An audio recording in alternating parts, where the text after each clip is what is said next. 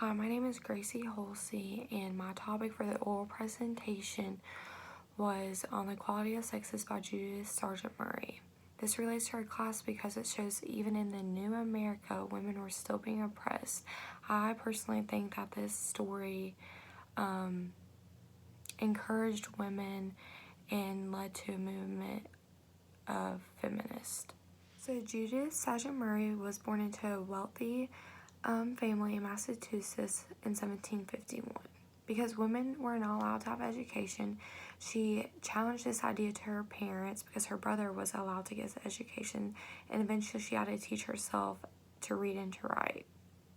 She eventually began working at a Massachusetts magazine, and she had the pen name The Gleamer, which to disguise that she was a woman, and she had some famous subscribers, which would be George and Martha Washington, President John Adams, and John Hancock.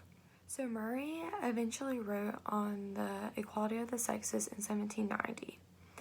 I think she chose to write this story in response to Jean-Jacques Rousseau, who had the idea that women's education was to benefit men and not themselves.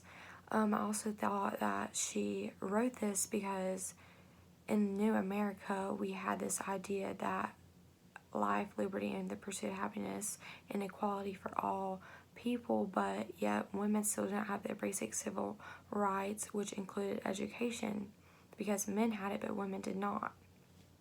Throughout this story, she refers to, in quotes, to the gentleman, and so I think that her intended audience is to men, because she wants to show them, like, hey, like, you are doing women so wrong, and like you need to listen to what you are doing to them. But I also think that she wrote this for women because as a woman I was reading this and I felt empowered. There are two parts to this story. The first part, she talks about intelligence between men and women. She talks about how women are viewed less than men on their intelligence. She goes in detail about nature versus nurture. So nature would be that the developmental state of men and women are the same in the beginning, but nurture comes into effect because the society plays a role saying that women are less than because they have to do household work, they have to be childbearing and things like that. The second part is so she goes into detail talking about more about intelligence, but just how women are even more intelligent if they can gain an education but still do the household work.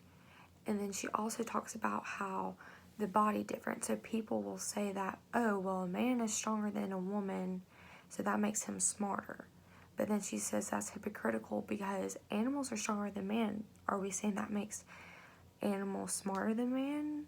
And so she says that does not make any sense in her story, and so that is a major point. And she says that the intelligence is a key factor in everyone, it's just how it's developed.